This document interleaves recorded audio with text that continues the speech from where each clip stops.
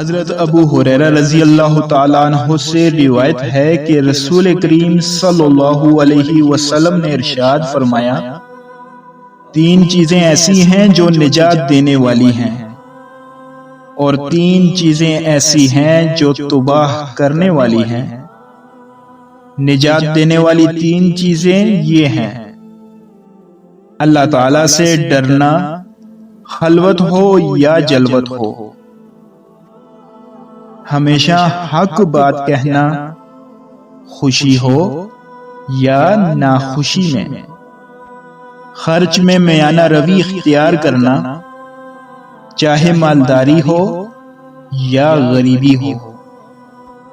اور تین چیزیں جو انسان کو تباہ کر دیتی ہیں: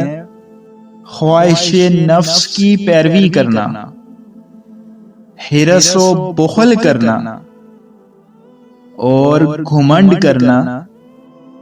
اور یہ تینوں میں سخت ترین ہے۔